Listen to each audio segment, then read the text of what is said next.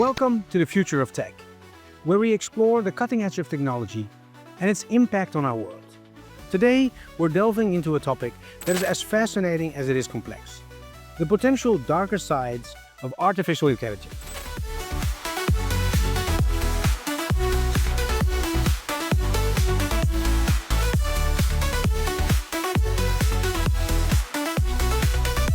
AI holds incredible promise, but it also raises ethical, social, and even existential questions about the future of humanity. Our guest today is Rein Baarsma, an entrepreneur, programmer, and advocate for sustainable living. He follows his mission with his AllesKan community. AllesKan is a Dutch name which translates to everything's possible. Rein brings a unique perspective to this discussion, blending his technological expertise with a deep commitment to creating a harmonious future. Together, we'll examine the challenges AI might pose, explore ways to prepare for them, and discuss alternative approaches to ensure technology remains a force for good. Let's go.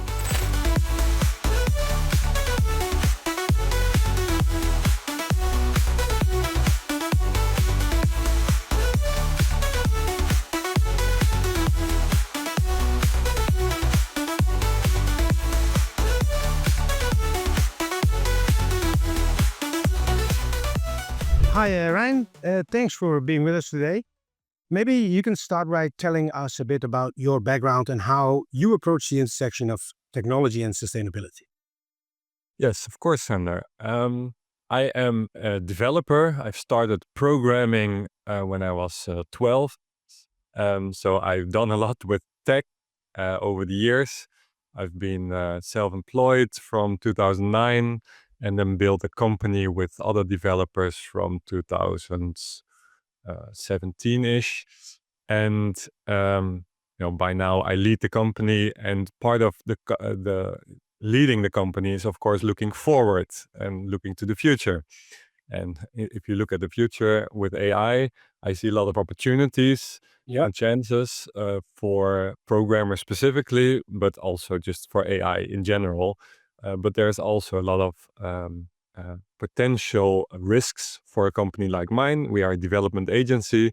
And if developers get automated, if you can just use agents, AI agents, then we have a little bit of a problem. So it's always interesting to look from that angle.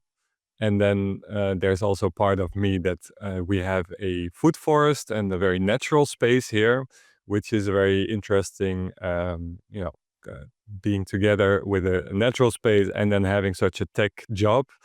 But for me, that's a great balance and important in my life.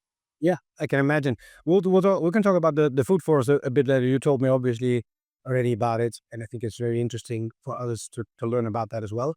So how do you view the role then of AI in let's say shaping the future of industries, and what sparked your interest, let's say, in the potential impact that it has? Yeah, I think AI has the potential to go very, very, very fast, much faster than we can.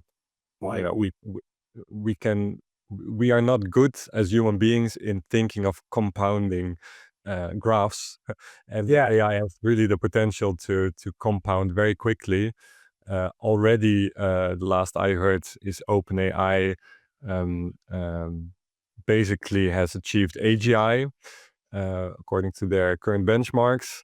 And now, they're looking at superintelligence, and I think we can hardly imagine what superintelligence looks like. And if that's something for the next 5 to 10 years, there is a very, very big shift coming, I think, in the world, where, maybe 80%, 90% of jobs will at least change, are already changing, but will maybe more drastically change. I really think robots will be a thing that in the next 10 years become very normal to have, like the introduction of the smartphone. Like we're just in front of it, but soon, we'll have the first robots, and then it will go very quickly. And I think it will just change all companies in major ways, and companies that are embracing AI, I think will, go faster and are able to become bigger. But I think there's also a lot of companies that are unable to keep up and that will basically disappear because of the efficiency that AI brings. It Yeah. also isn't needed to have as many companies, and that also puts a lot of people out of work. And then it's an interesting question, what happens to all those people that no longer have a job and don't really need to work? And then we have universal basic income, things like that. Yeah, I'm really curious about the future. We can go over. Yeah, I agree. I think people, the majority at least, don't realize yet how fast it will go, and I don't think we can wrap our heads around it because it's hard to understand that it's going at such a fast pace. It's faster than ever before, right? So, and I think that's there will be a challenging thing, and I think the things you mentioned now that if you don't uh, go with the ride, you don't go with the flow and embrace AI as a company at least, in a few years' time, you might be redundant. No, so all right, and so looking at obviously you have a different perspective as well. You already mentioned the food forest, so you have a slightly different vision. So, what in your eyes are some of the biggest risks that we have or challenges that you see with the speed and the advancement of AI, and maybe looking more at ethical concerns or social impact. Yeah, I think there's a lot to unpack there. Um, I think we we are very focused in this technocratic era at scientific advancement and what we understand and what the computer understands. But there is much more to the human being. I think we are capable of more. There are a lot of things that, maybe is very spiritual, very vague for a lot of listeners, but that are kind of, proven all over the globe, whether it be, telepathic communication or whether it be, other almost magical things. I think the human being is capable of a lot, but we are so much in a technocratic era that we are not looking at this. And there's a lot in spirituality also. Like, who can explain what the soul is? I also don't really know. But according to a lot of people, there is much more. If you believe in God, then there is God. So all of this is something AI doesn't understand, I believe. And then the question becomes, if we go down the route of just following just science, for example, food. I think I really believe also with my own food forest that a loving interaction, and there's also a lot of science to prove this, but it's not mainstream. A loving interaction with growing your food will also result in the most healthy food you can eat for your organism, for yourself and your family. And if an AI looks at this, it will maybe look at the micronutrients, and it will look at the minerals and all this stuff, and it will maybe make some kind of paste that supposedly would be exactly what we need, but it Yeah, will not accord to uh, uh, the more energetic value of the food that we grow here, or the maybe pollution that is in the ingredients, or like it may also miss things. Um, yeah. So, but you actually because obviously you talk about the connection with food and maybe with growing food. So, do you feel then that you should pay attention and to the, let's say, to the food when it grows? Are you talking about talking to let's say your food while you produce it or not? It's an interesting question. It's part of the philosophy we use in our farm, and then let's put farm like it's really a homestead. It's really for our own use. We actually really believe in this connection with nature. So I'm not sure how deep down this rabbit hole we should go, but we use a small ritual where we actually put the seeds, or some of the seeds, not for every plant, but some of the seeds in our mouth, and the connection with the bacteria and the seeds. This is part, for an example that the science doesn't know that much about. Yes, there's a lot of new areas here that I'm not sure if AI can help us yet with this. It's really, there's, I think, trillions of bacteria in your body that all do stuff, and it's not entirely clear yet what. Yeah.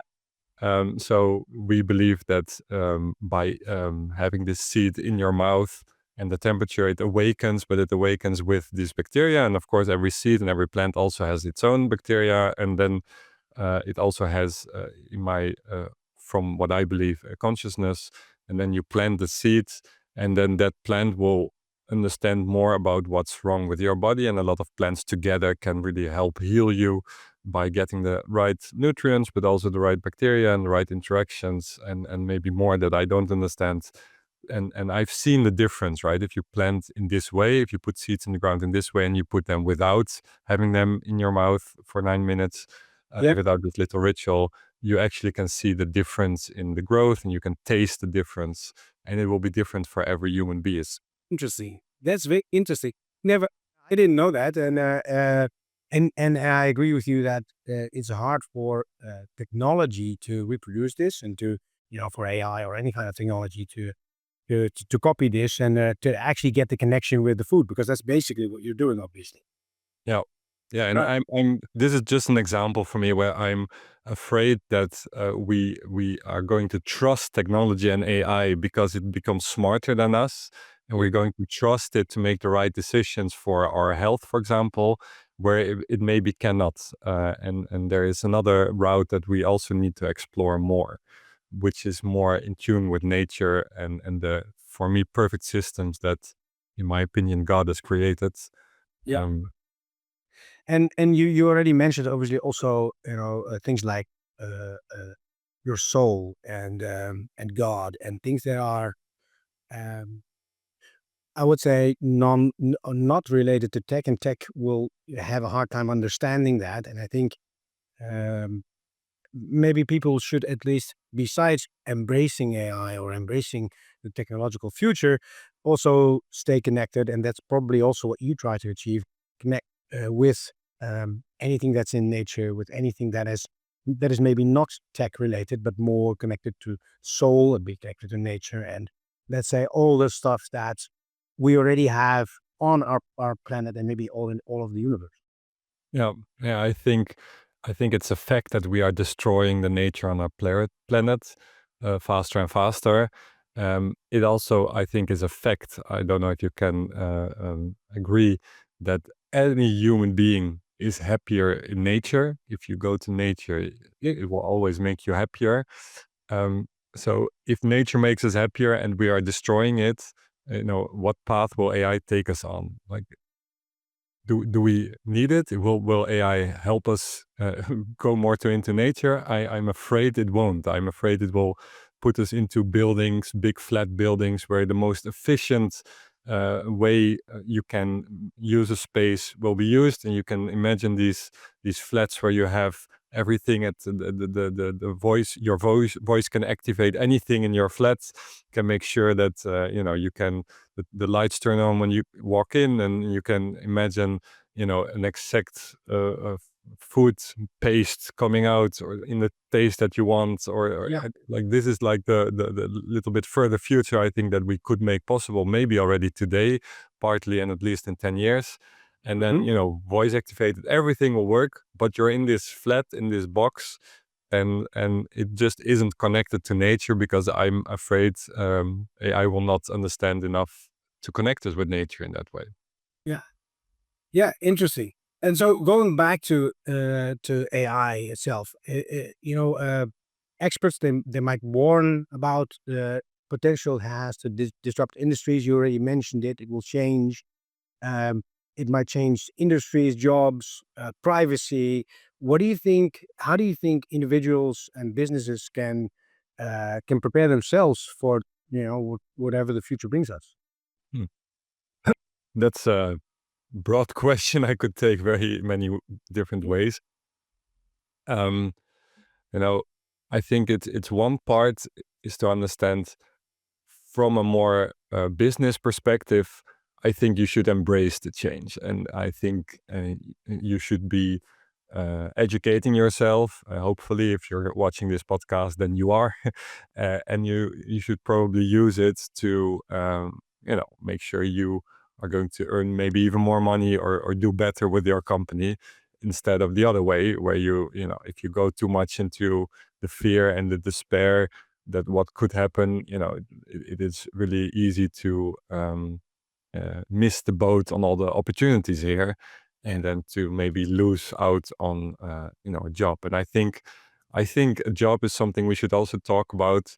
I personally only need to work 1 hour per week on my company. My company is so much automated and the people are doing their jobs, but I don't really need to add much to that on a daily basis.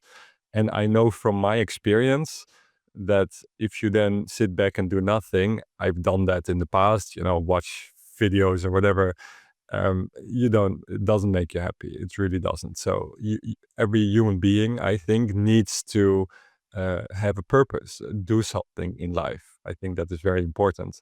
And I wish people will use this opportunity to actually find their purpose and to actually start doing things that are good for each other, for the planet, to go to more connection.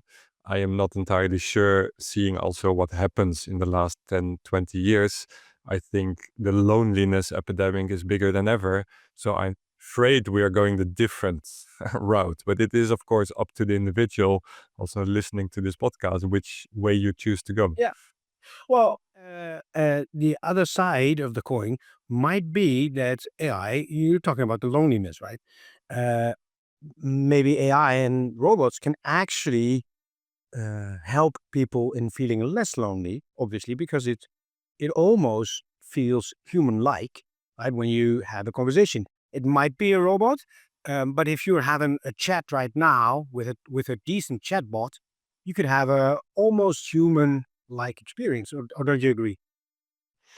Um, I think this is also very dangerous because there's so much to a human connection that goes beyond just the words. Um, and then even if the robot can mimic some of the body language and stuff, there is more connection happening. Maybe the listeners don't believe in things like auras and energies, but there is more mixing and matching and doing stuff that we cannot fully explain yet, that probably has some impact on even our health, because we all know that humans need connections. And if you just have contact only with robots, then I am very afraid you will commit suicide at some point, because you really don't see the point of it. Yeah. Yeah, no, and I fully agree. I think there's far more, let's say, to human beings and to life than we can now see, and especially regarding energy, I fully agree with that. And so, from a sustainability standpoint, how do you think that we can then balance? Because obviously you mentioned it. Let's say the uprising of AI with, let's staying in touch with our environment and human values and our, let's say, old way of living. Now, that's a great question. Um, the way I would advise is the way I'm living myself: practice what you preach. Um, and I really believe that if every family on earth, or at least the ones that want to, let's take 20%, would create a family domain, as I call it, which is like 1 to 2 hectares of land, where you easily provide enough food for your family. Although you don't need to do 100% self-sufficient. That's not the goal. It's to also have great food for your family, to also plant trees to really help the environment. I think planting trees is the best thing you could be doing to help the earth at this moment. And you combine that with just a natural space where you're happy to walk around, and then have your house there, and whatever you need. You can really combine that with, using whatever you need from the modern world. And that can include robots. At this moment, we don't have a robot yet, but we do use like a dishwasher and a washing machine and a computer and all these things. And I can imagine that when the robot becomes very normal, uh, I have a slight doubt what it will do for the education of my children. So I will really be careful in this. But Yeah. aside from the children, having your robot clean out your dishwasher and do your laundry for you, that sounds amazing. Then I have more time to work on my mission, to work in my food forest and all these other things. Yeah, and obviously, maybe spend more time with your family or spend more time in nature, right? Yeah. And I think that's maybe one thing that you mentioned it already. Obviously, that people in general are happier maybe when they're in nature and outside, and maybe if you have things like robots helping you out around the house, you actually have more time to do those things and actually go outside, and maybe you'll get a healthier and better life and better balance. Yeah, for sure. Yeah, I think the biggest challenge with this whole picture, and what I am really thinking about in my life, is one of the major things I'm working on. My mission is to create 1 million family domains, or at least to help inspire, sponsor, and coach them.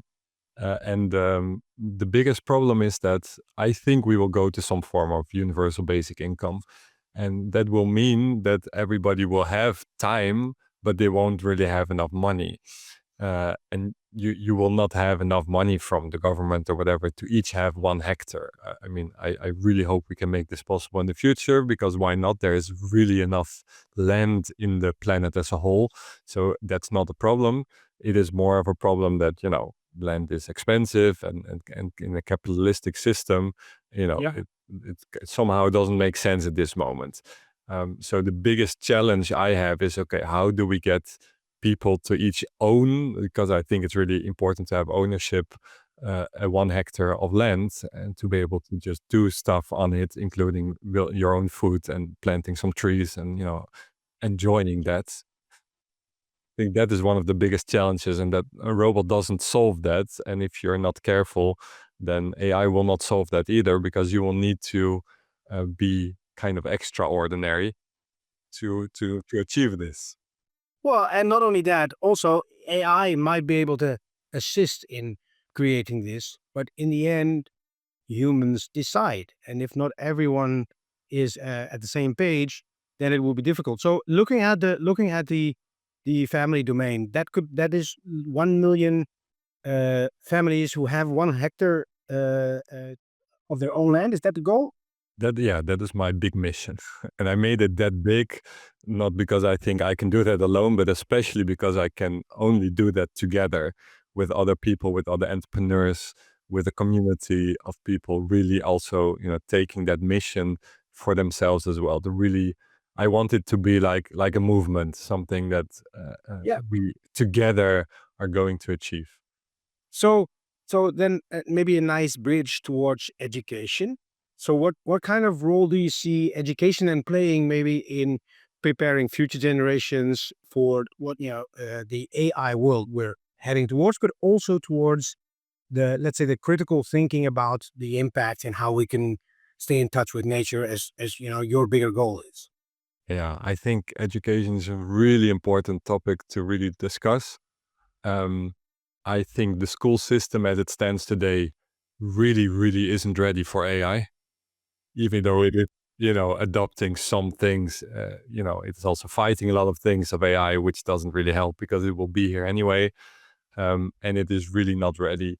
Um, Personally, I'm homeschooling our children, which is a choice because I really think that school this moment's not ready. I hope we can make school ready again, but I think the whole school system is just set up in the wrong way for it. Is even set up in the wrong way for someone to learn efficiently, because strangely enough, the school system was invented for the industrial revolution, now are in like the AI revolution. And in industrial revolution, we just needed to be educated well enough to be able to work in a factory, Yeah. um, have some general purpose knowledge. And today we're living in such a very different world, where, any information is at your fingertips. So learning things and remembering them is really besides the point for me at this point. You mentioned critical thinking, that is much more important, but this generally only if you really go into in study, like in universities and stuff. And even there, there's a lot of stuff you just need to know by heart, which and there's so many subjects. Of course, the further you go in school, the more you can actually choose your subjects. Yeah. But young people often don't really know what they want, and there's no holistic approach. If I give an example of how I view a good school, I love the Luminar schools by Ricardo Semler, Mhm. in Brazil. And the way they do it is they have like a difference between caretakers and experts. So there's not such thing as a teacher, but there's caretakers that take care of the children, and they are only tasked with facilitating the learning process. So basically, they are they want to understand what the children are interested in and to find some common ground where all the children say, yes, that's something we want to do. Yeah. And then find experts to actually help teach the children the different expertises they need to do for often some holistic project that includes multiple experts and multiple layers, which Yeah. is really good to learn a lot of things in one project.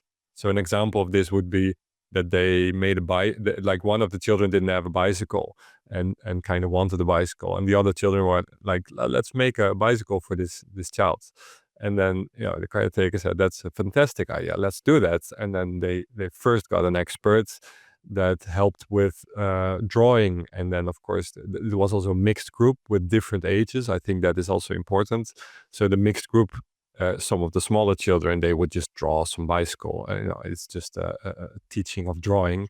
And they would look at the other children, how they do it. And then the older children, there would be an expert that taught about these technical drawings and using the right tools to get the right measurements and that it makes sense and that it's a perfect circle and all these things that are and that it includes all the gears and all the stuff.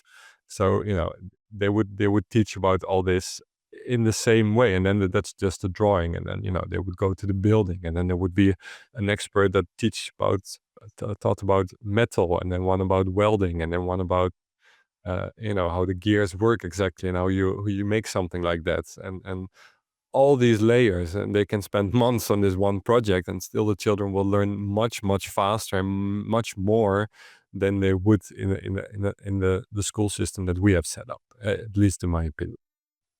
Yeah, the funny thing is because I have, in previous episodes, I also had a conversation which someone went for a sailing trip for a year, 1 year away with children. And then the question was basically, so how do you do that, right? Because we have a schooling system. You actually have to attend school. And this was someone from Germany, same principle as in the Netherlands. And but she actually took them out of school because the system is old fashioned, right? And that's basically what you're saying as well. It's an old way of thinking that we need to do it the way we do it right now. And maybe we should look at new forms of educating our children for the new world. So maybe, obviously, moving forward on this subject, do you think, obviously, you're mentioning already about, let's say, maybe alternative ways of learning, or let's say a framework that society could maybe use in the future to look at AI development, and that it aligns with the let's say the ethical and sustainable principles that we have maybe now and we want to preserve for the future. Is there any way of learning, or would there be some sort of framework or alternative path that you would know right now or could share with the listeners?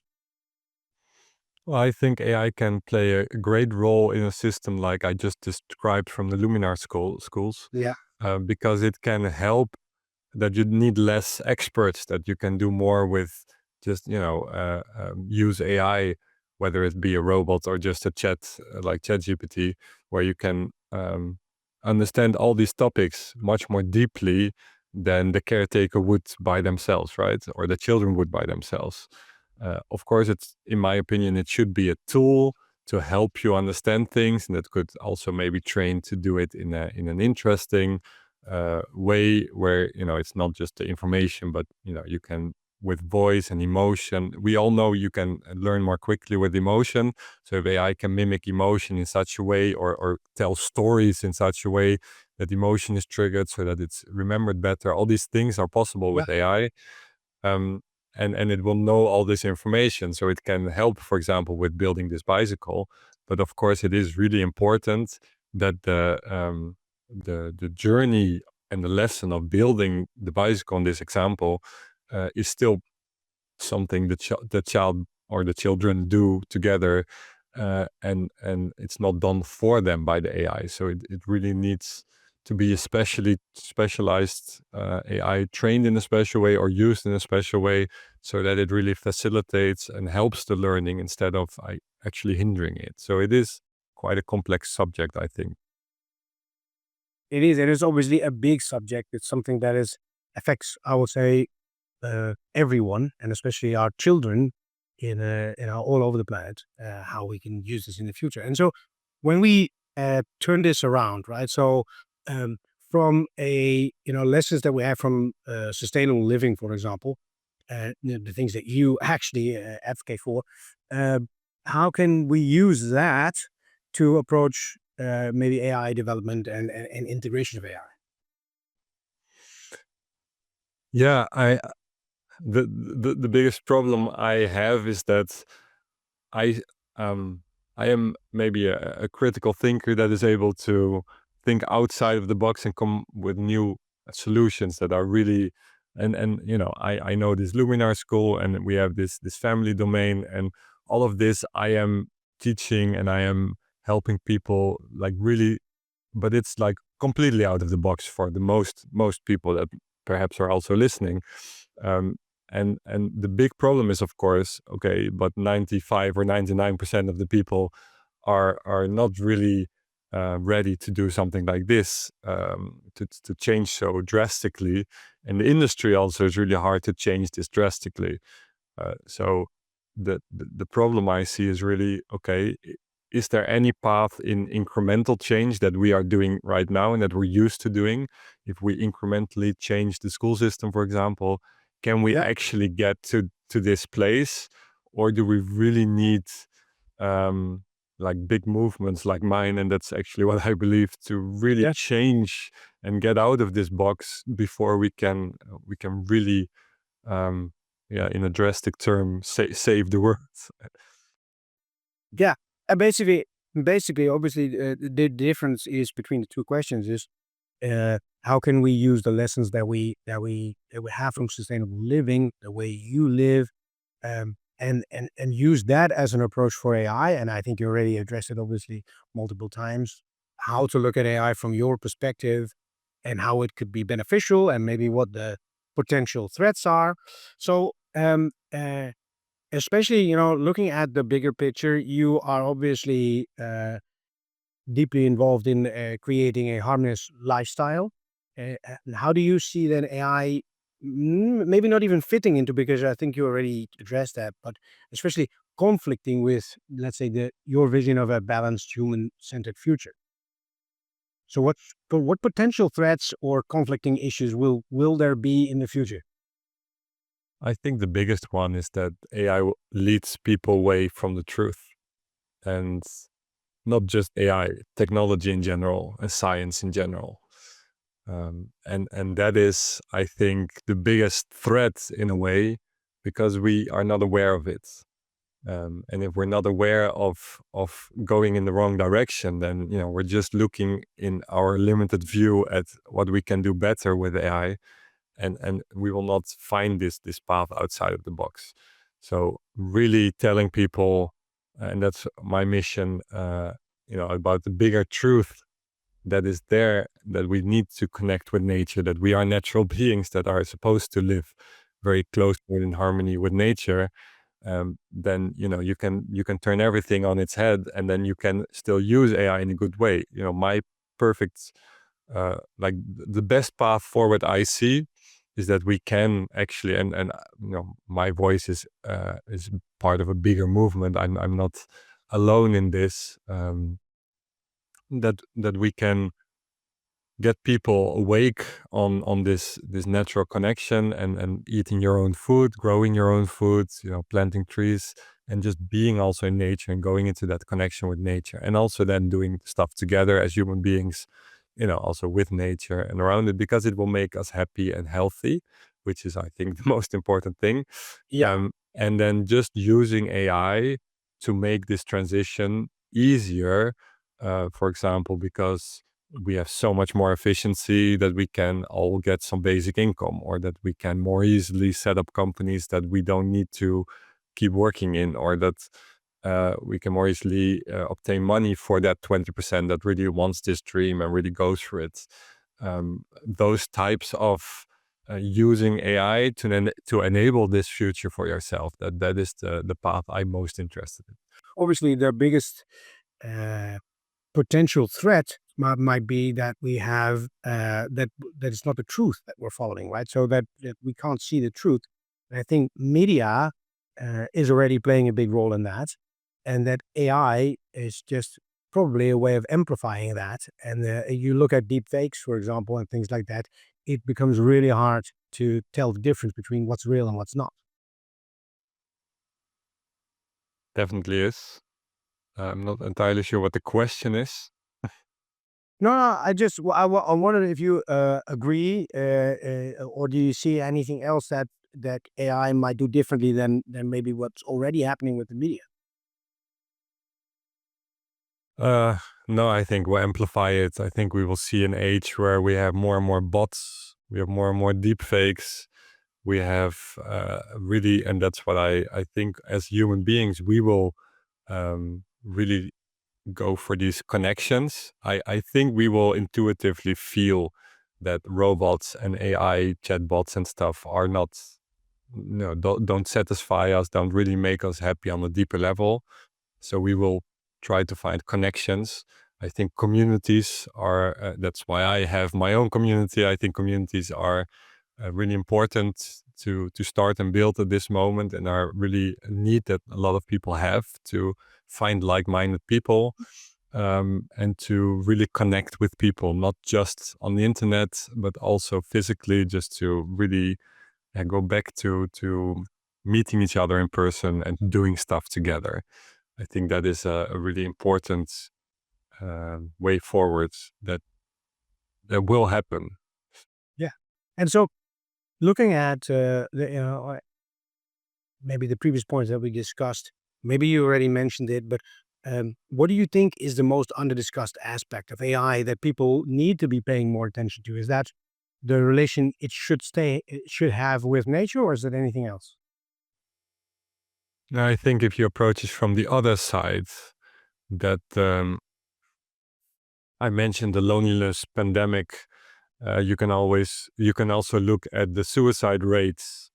You can look at other statistics. I was listening to a podcast yesterday of the Diary of a CEO, where they talked about statistics, and I cannot repeat all the statistics, but something like 1 in 3 American young men don't have a friend anymore, or don't have a best friend anymore.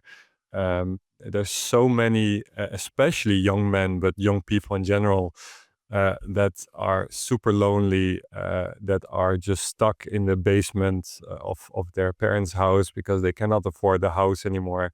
Yeah. And they are just fully inside technology and only have like online friends and groups and stuff. And they get into conspiracy theories, and they are really getting lost on the internet at this moment. And I think AI may only amplify that problem and make it worse. Yeah. Yeah.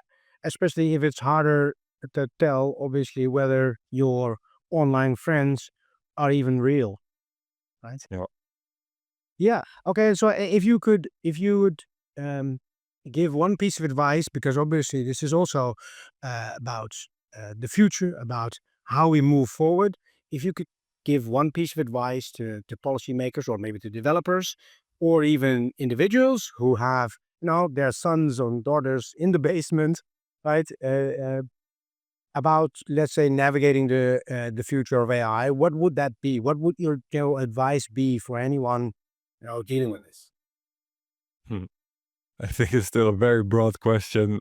I'm thinking which way I should take this. I think in the advice to the individuals is the most interesting part, right? I just want to attempt to help the person listening to this podcast or Yeah. watching.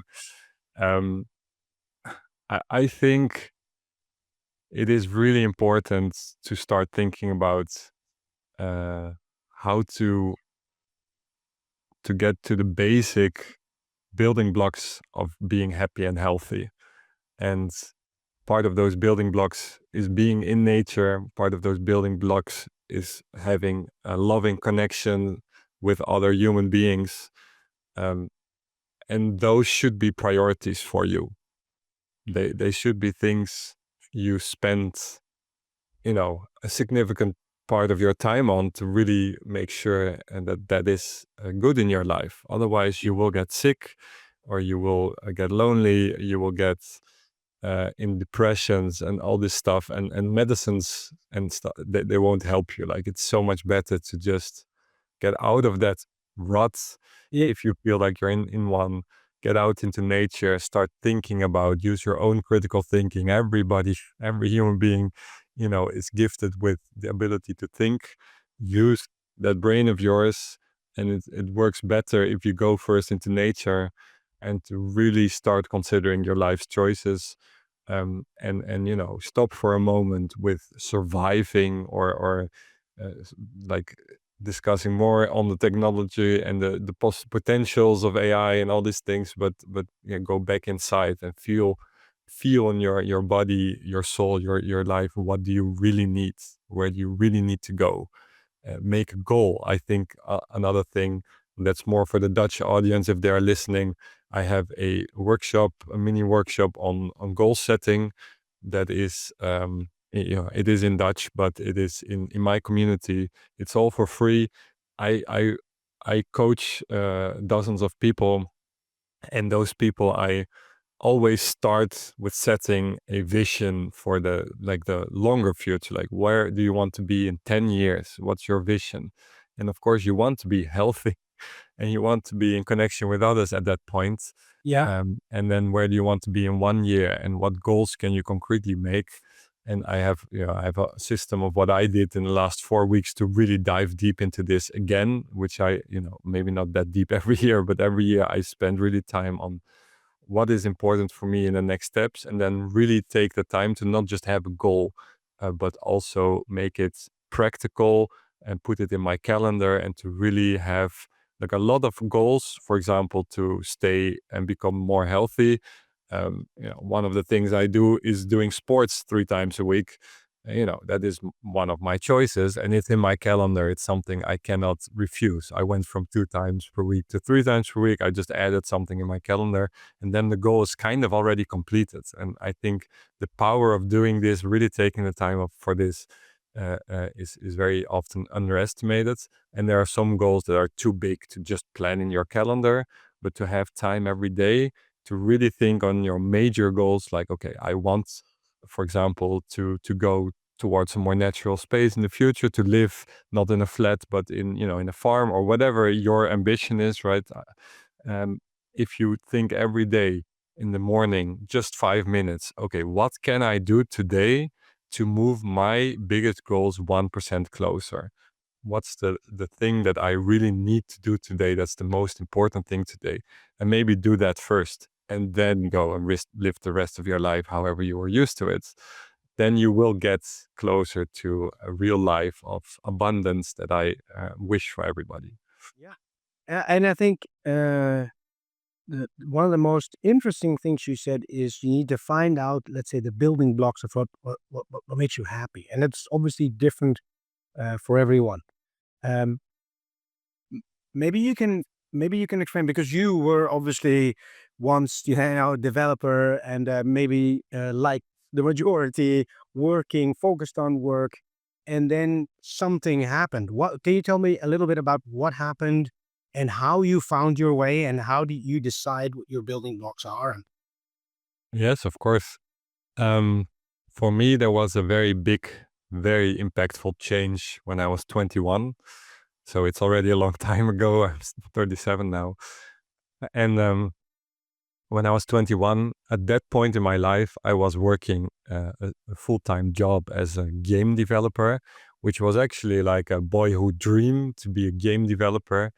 And my mother was very spiritual, but I always had a lot of resistance against this spirituality. So I was like, I don't need to read your spiritual books, and I don't want your your thoughts on spirituality and this meditation, all this stuff. I don't need any of it. But it was kind of in my world, right? It Yeah. wasn't unknown to me, but I resisted it very much.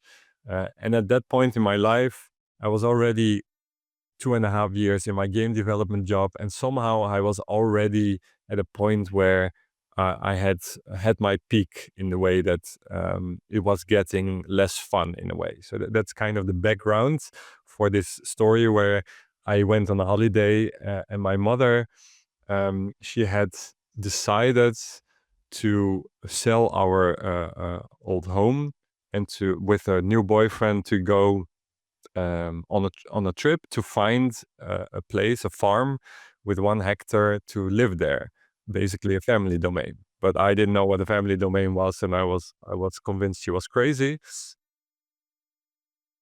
And then I went on a holiday to visit her, like, that's why not? She was in Germany at the time.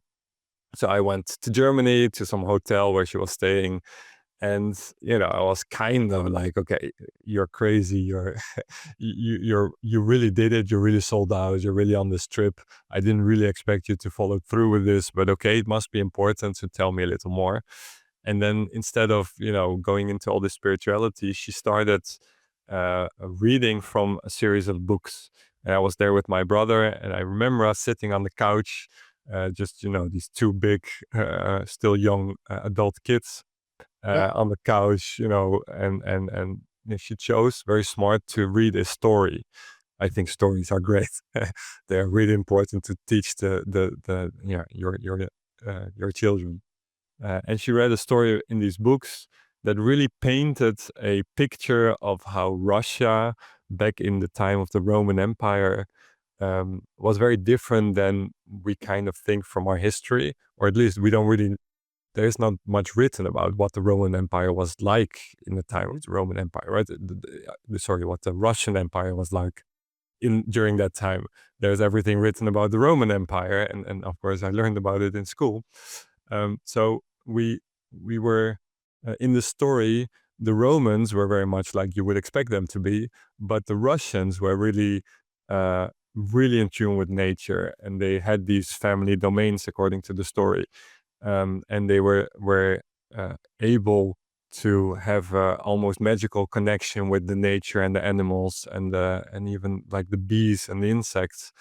And the story was about how the Romans tried to invade and tried to get these Russians to, by bullying them to really take over this part of the world. And the Russians, in such a beautiful way, used the animals and the nature and their inherent health to make it impossible for the Romans to actually invade. Yeah. Of course, this is not part of our history books, but it was such an interesting story that just sparked my curiosity. Like, okay, maybe there was this whole different um, past that I don't know anything about. And this way of living that was described for these Russians, that sounded like really like paradise, like a really beautiful way to live. And then I remember she put me back on the train. I was there by train, and when I said goodbye to her, at this moment I was still convinced. I was still my old world. And then you have to know my father died young, and he also always said he would die young. Yeah. And at that point in my life, I had a really tearful and emotional goodbye with my mother, because somehow deep inside I felt like I might not see her again. And it's still, I still feel it when I talk about it now. Yeah. Um, and that was really deep. And I think you can actually create your own destiny in this way. And if I would really have believed and stayed believing that I would not have lived long, and that, there was, I think also I learned later, if you don't have a goal in life, you are much more likely to die because you don't really live for anything. Yeah. Um, so I might have really died in the near future from there. Um, if I didn't then get that book and read it during my train trip home. I read the whole thing in those, I don't know, 6 hours that it took to get back to the Netherlands. And I called my mother when I was home. I said, I'm not going to die. I'm going to live this dream. I still get emotional, and I think that shows how very deep for me books changed me, and how for me there is no other way. And maybe someone else reads these books and then they're not changed, or just think, oh, this is a nice idea, and that's okay. Yeah. But because it had such a major impact for me, there became one truth basically, and that's this future that is in these books, and I wanted to do everything in my power to make it a reality. And basically 10 years later, I have created with my loving wife our own family domain. And now, for the last few years, I've really made it my mission to bring this to as many people as I can. Yeah, it's a very interesting and inspiring story, and it actually gave me goosebumps. But, you talking about it because it made such an impact, and I'm sure that others might recognize this. Maybe not obviously the same story, but things that actually make a deep impact in life. And then so, but how did you find out or found out? Was it because of the book that you found out that these are maybe building blocks that make you happy, or was it anything else? Because you need to figure out as soon as you start working on this, what do I want to do? I've done it with our company. Decided how what do I want it to look like? How do I want to build it? How do I want to live? So we are already very similar. So what would you say to anyone else as a starting point? How are we going to move forward? I want a different life. I also want balance. I also want the happiest me if possible. How do I start? Yeah, I know your situation. You already have a beautiful farm. So for you, it's maybe easier than some of the other listeners, or maybe most of them. I would really, if I were you, take these little rituals. I will send you the first book. Take this little ritual that is actually inside the book, and start planting some of your own food this way Yeah. and eating that.